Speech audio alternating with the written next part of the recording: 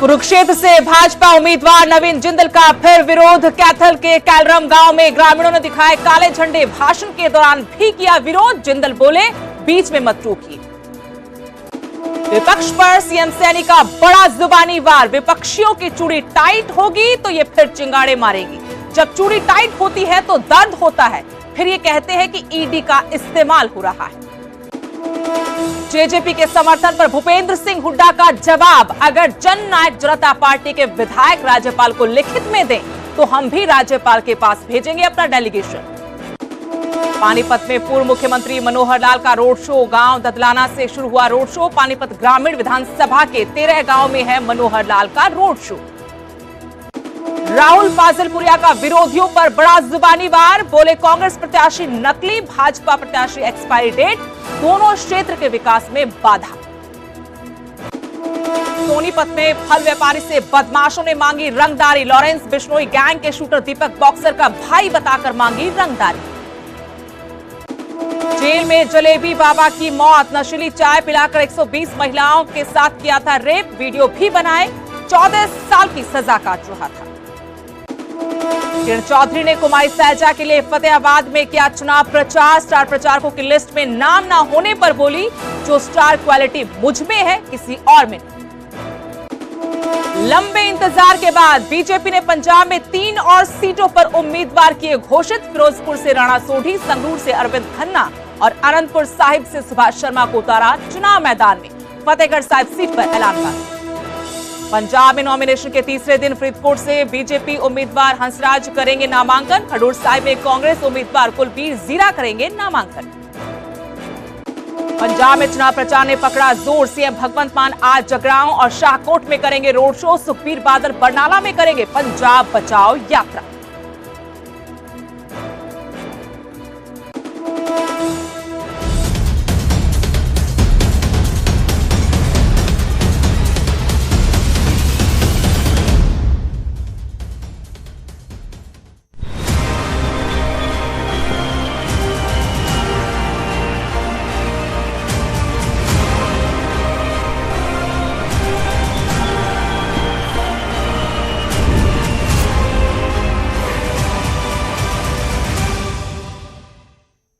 नमस्कार, हरियाणा प्राइम में स्वागत है आपका। आपके साथ मैं सतेश नैन मोर। बुलेटिन की शुरुआत हम करेंगे बड़ी खबर के साथ।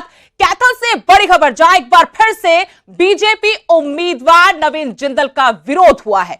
कैथल के कैलरम गांव में उनकी जनसभा थी, जहां पर ग्रामीणों ने नवीन जिंदल को काले झंडे दिखाकर विरोध किया। विरोध के चलते नवीन जिंदल को बीच रास्ते रुकना पड़ा, लंबा इंतजार करना पड़ा और इस दौरान सुरक्षा कर्मियों के साथ ग्रामीणों की कहासुनी भी हुई। भाषण के बीच में भी नवीन जिंदल का विरोध किया गया। जब बीच भाषण रोकने की कोशिश की गई तो नवीन जिंदल ने कहा कि बीच में मत रोकिए, कुछ लोगों के विरोध से कुछ नहीं होगा, बाकी लोग हमारे साथ हैं। लगातार विरोध झेल रहे हैं नवीन जिंदल। कुरुक्षेत्र से बीजेपी ने चुनाव मैदान में उतारा है। कांग्रेस में रहे, लेकिन इस लोकसभा चुनाव में बीजेपी का कमल थामा। इसके कुछ ही घंटों बाद नवीन जिंदल को बीजेपी ने कुरुक्षेत्र के चुनावी रण में उतार दिया, लेकिन किसान ग्रामीण उनका विरोध कर रहे हैं। कैलरम गांव में भी उनको विरोध का सामना करना पड़ा, बीच रास्ते रोके गए। उसके बाद जब लोगों को संबोधित करने लगे, वहां पर भी कुछ लोगों ने आपत्ति की, सवाल किए। इस पर नवीन जिंदल ने कहा कि विरोध का एक तरीका होता है, मतदान के समय वो जिसको चाहे वोट दे सकते, लेकिन इस तरीके से विरोध नहीं करना चाहिए। मैंने अपनी बात बोलूंगा, ठीक है, मैं भी अपनी बात बोलने के लिए आया हूं। इसलिए जी रहने दो ना इनको, अब रहने तो ले आओ इनको वापस, मेरा कोई दिक्कत नहीं है। कोई बात नहीं, आन दो। अरे एक मिनट, आप रहने दो ना, मैं सुनना चाहता हूँ बात को। मेरे को क्या दिक्कत है, आप लोग बोलो। आप लाने से कैश को थे किसान नगर बारे में दिल्ली जिससे बढ़ रहा था बैठे होती। आप तो बहुत साल उम्र है, पैसा भी बहुत है, सब सौदा आपका पूरा है। किसान नगर बारे में अपना कदे बोल जाने ना फिर बीच में गुंटो बनाई नहीं। अब तो मैं आपको बुला करके मैं आपको बुलवा दिया। अब तो बीच में ना टोकी मैंने अपनी बात बोलूंगे, ठीक है, मैं भी अपनी बात बोलने के लिए आया हूँ। इसलिए जी हम चाहते हैं हर वर्ग जो है खुशहाल होना चाहिए, संपन्न होना चाहिए। SC BC के हमारे भाई बहन अजय एक मिनट हाँ मेरा बोल दो आप रहे तो ना, मैं सुनना चाहता हूँ बात को। मेरे को क्या दिक्कत है, आप लोग बोलो। मैंने भी 30 साल हो गए काम करते हैं मैंने नहीं फर्क पड़ता इन बातों का। वो तो जो है 10 छोरे थे, 10 लोग थे, और यहाँ पे जो है हजारों की संख्या में यहाँ पर हो। आपका आशीर्वाद मेरे से, मैं इन बातों से को नहीं घबराता, लेकिन उनने भी समझाना जरूरी है कि ये तरीका गलत है। लेकिन मैं जो बात बताऊँ था आपने, ये जरूरी क्यों है, तो बाबूजी ने बोला ये तो एक बहाना है। बहाना यूँ है, आज हम आपके घर आए हैं, आपके घर आए हैं हाथ जोड़ के और वोट मांगना है, आपकी मदद लेना है। जब हम आपके घर आवांगे, जब आप हमारे घर भी आओगे, और मैं आपके घर ना आऊँ कभी आप मेरे घर आओगे? मैं तो बनाए बात तो भाई मेरे में बोलने दो ये कोई बात नहीं। हेलो ये रहने दो ना इनको, अब रहने तो लिया इनको वापस, मेरा कोई दिक्कत नहीं है।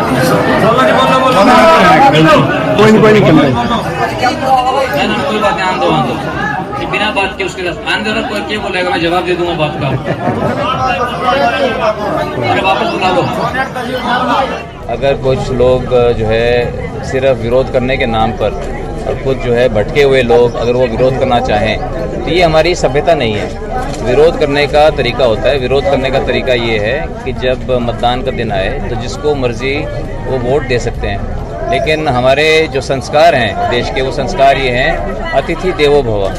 जब कोई बाहर से आ रहा हो तो उसका जो है हम मान सम्मान करते हैं, उनकी बातों को सुनते हैं। तो इस तरह के जो है संस्कार वो हमारे, ना तो हमारी पार्टी किसी को बताती है और ना ही कोई हमारे परिवार। तो इस तरह के जो है ये ओछी हरकतें होती हैं, जिससे जो है हमें, इससे लोग कटते हैं। और जो हरकत उन्होंने की है, इससे जो पूरा गांव, पूरा कैलरम जो है लामबंद हो गया, और पूरे गांव ने हमें आश्वासन दिया है कि वो सारे के सारे भारतीय जनता पार्टी को ही जो है वोट देंगे। और उन्होंने इस तरह के जो नकारात्मक कदम होते हैं उसको पूरी तरह से नकार दिया। वहीं करनाल में मुख्यमंत्री नायब सिंह सैनी ने भी विपक्ष पर बड़ा जुबानी वार किया। विपक्षियों को लेकर कहा कि विपक्षियों की चूड़ी टाइट होगी तो ये फिर चिंगाड़े मारेंगे। जब चूड़ी टाइट होती है तो दर्द होता है, कभी हुड्डा को, कभी राहुल गांधी को, तो कभी सोनिया गांधी को दर्द होता है। फिर ये कहते हैं कि ईडी का इस्तेमाल हो रहा है। अविश्वास प्रस्ताव को लेकर जब सवाल पूछा मुख्यमंत्री से, तो कहा कि अविश्वास प्रस्ताव अभी कुछ महीने पहले आया है। कांग्रेस को लेकर कहा कि कांग्रेस की ना नीति है ना नीयत। कांग्रेस ने जनता की इच्छाएं तो कभी पूरी नहीं की, लेकिन अपनी इच्छाओं की पूर्ति के लिए वो कुछ लोगों की इच्छाएं जरूर पूरी कर रहे हैं। कुछ विधायक दलदल में फंस गए हैं, उनकी बातों में आ गए। एक बार फिर से उन्होंने अरविंद केजरीवाल को भी निशाने पर लिया। जहां कांग्रेस को लेकर निशाना साधा, तो अरविंद केजरीवाल को लेकर कहा कि जब चूड़ी टाइट हुई तो केजरीवाल को भी दर्द हुआ। नहीं देखिए, क्योंकि अभी कुछ रोज पहले हमारा अविश्वास प्रस्ताव हुआ है, और कांग्रेस की सोच रही है, इसका इतिहास रहा है कांग्रेस का। अगर आप लोग देखेंगे, जब भी इस प्रकार की, क्योंकि वो जनता की इच्छाएं तो पूरी नहीं कर सकते, ना कांग्रेस ने कभी की है। ये तो अपने को कितना फायदा हो, मेरे को कितना फायदा हो, अपनी इच्छा पूरी करने के लिए कुछ लोगों की इच्छाएं पूरी कर देते हैं। परंतु कई लोग हैं जो भ्रष्टाचार के अंदर फंसे हुए हैं।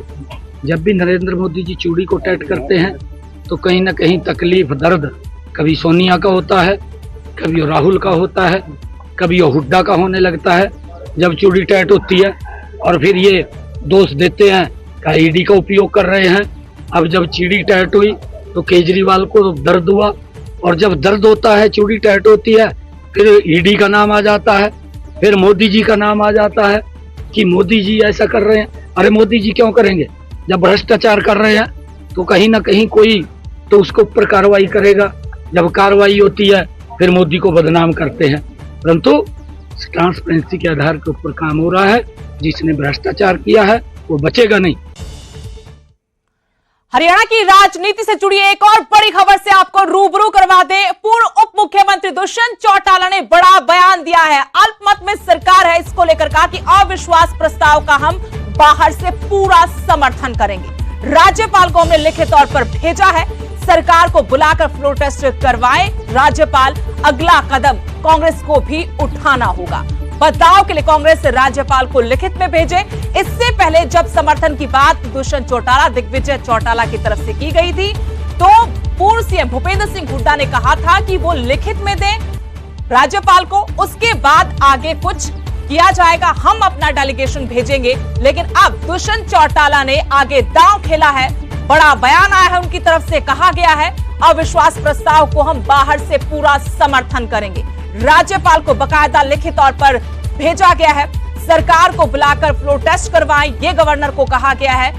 अगला कदम कांग्रेस को उठाना है, क्योंकि कांग्रेस ये तो जरूर कह रही है कि राष्ट्रपति शासन लगना चाहिए, लेकिन फ्लोर टेस्ट को लेकर अभी पत्ते नहीं खोले हैं। आरोप यहां तक लगाए जा रहे विरोधियों की तरफ से कि कांग्रेस और बीजेपी मिले हुए हैं, इसी वजह से 6 महीने में जो एक बार अविश्वास प्रस्ताव लाया जाता है वो बजट सत्र में लाया जा चुका है। ये साजिश के तहत हुआ था, लेकिन अब देखना होगा कि जेजेपी के इस कदम के बाद कांग्रेस क्या कदम उठाती है।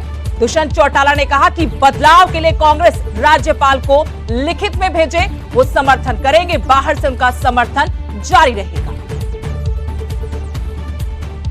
2 महीने पहले जो सरकार बनी थी, आज वो अल्पमत में चली गई है, क्योंकि उनको सपोर्ट करने वाले 2 एमएलएस, एक भारतीय जनता पार्टी का, एक निर्दलीय ने इस्तीफा दे दी, और 3 एमएलएस इंडिपेंडेंट जो सपोर्ट कर रहे थे उनने अपना सपोर्ट विड्रॉ कर लिया गवर्नमेंट से, गवर्नर को लिख दिया। जननायक जनता पार्टी ने खुल के कहा है कि अगर इस सरकार के खिलाफ अविश्वास प्रस्ताव आता है तो हम बाहर से उसका पूरा समर्थन करेंगे, और इसके लिए महामहिम राज्यपाल को लिखित तौर पर भी हमने भेजा है और ये मांग करी है कि संविधान के अनुसार ये पावर महामहिम के पास है कि वो फ्लोर टेस्ट के लिए आदेश सरकार को दे और सेशन बुलाकर फ्लोर टेस्ट कराए।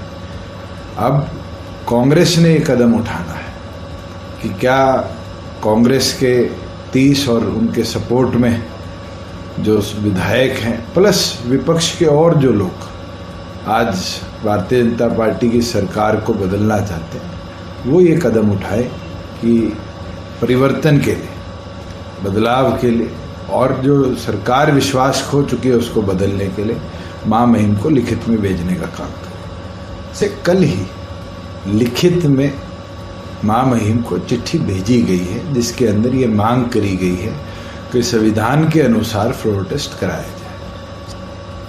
वो तो महामहिम राज्यपाल ने फ्लोर टेस्ट कराना है, और फ्लोर ऑफ द हाउस 44 का आंकड़ा पार करना, क्योंकि 88 विधायक है, 45 की सहमति लेना, ये इनकी सरकार का लक्ष्य रहेगा।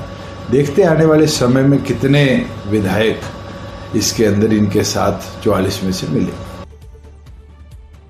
वहीं रणजीत चौटाला से न्यूज 18 ने खास बातचीत की। इस दौरान रणजीत चौटाला ने सबसे बड़ा जुबानी वार किया है अपने प्रतिद्वंदी जेपी पर, जयप्रकाश, क्योंकि कांग्रेस की टिकट पर हिसार लोकसभा से चुनावी रण में उतरे हैं। जयप्रकाश को लेकर कहा कि जयप्रकाश ने जो देवीलाल को अपने आप को उत्तराधिकारी बताया था कि वो देवीलाल के उत्तराधिकारी है, वो सिर्फ ग्रीन ब्रिगेड के मुखिया थे, न कि देवीलाल के नजदीकी। उन्होंने सिर्फ गुंडागर्दी की है।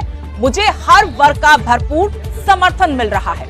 जयप्रकाश भी दावेदारी ठोक रहे हैं चुनावी रण में। साथ में उनकी दावेदारी इस बात को लेकर कि अगर बाकी चौटाला परिवार के लोग हैं तो वो भी चौधरी देवीलाल के उत्तराधिकारी हैं, उनके साथ काम किया है, उनसे राजनीति सीखी है। इसी पर रणजीत चौटाला ने वार किया है जयप्रकाश पर। रणजीत चौटाला ने यह भी कहा कि सभी वर्ग का समर्थन उनको मिल रहा है। सावित्री जिंदल मेरे साथ वोट मांग रही हैं, बेटे को छोड़कर मेरा सहयोग कर रही हैं। आपको बता दें, रणजीत चौटाला को जब से बीजेपी ने टिकट दी है तब से लगातार उनको विरोध का भी सामना करना पड़ रहा है। किसान विरोध कर रहे हैं, तो साथ ही कुलदीप बिश्नोई परिवार की तरफ से भी इतना खुला समर्थन अभी तक उनको नहीं मिल पाया है। लोकसभा का चुनाव अपने पूरे चरम पर है और नामांकन प्रक्रिया खत्म हो चुकी है। लगातार प्रचार चल रहा है। हम हिसार लोकसभा के अंदर मौजूद हैं और सुबह से लेकर अब शाम हो चुकी है, रात हो चुकी है, और चौधरी रणजीत सिंह जो कि बीजेपी के प्रत्याशी हैं वो प्रचार कर रहे हैं। सावित्री जिंदल जो कि हिसार की रहने वाली हैं, पूर्व मंत्री हैं, साथ में प्रचार कर रहे हैं। हम चौधरी रणजीत सिंह जी से बात करेंगे। तो ये सब कैसे देख रहे हैं, क्योंकि पहले विधायक का सफर, फिर मंत्री का सफर, अब सांसद की डगर पे रहे हैं। आप एक अंदाजा लगाएं कि जब माँ अपने बेटे का चुनाव छोड़ के मेरे लिए यहाँ आ रही है तो फिर चुनाव में कहीं कमी है क्या? इतना बड़ा आशीर्वाद मुझे मिल रहा है, मैं तो बहुत इन्हें धन्यवाद करता हूँ कि नवीन का चुनाव छोड़ के यहाँ आए हैं। और आपने देखा ये किस तरीके से लोग नारे लगा रहे हैं जिंदाबाद, एक तरफा माहौल है। आपसे बताया सब, हमारा तो 3 दिन से इलेक्शन इतना उठ गया और जेपी का चुनाव तो नीचे जा रहा है। कांग्रेस का एक दिन उठाए उस दिन, उसके बाद कहीं कोई चर्चा ही नहीं है। अभी आपका भव्य बिश्नोई एक हफ्ता हल्के में रोज 20-20 गाँव, कैप्टन अभिमन्यु 3 दिन लगा के फिर आ रहे हैं और इधर बहन जी आगे ये लगे हुए हैं। बाकी हमारे सारे जोगीराम सियाग एमएलए जो थे वो भी आके हमारे साथ लग गए।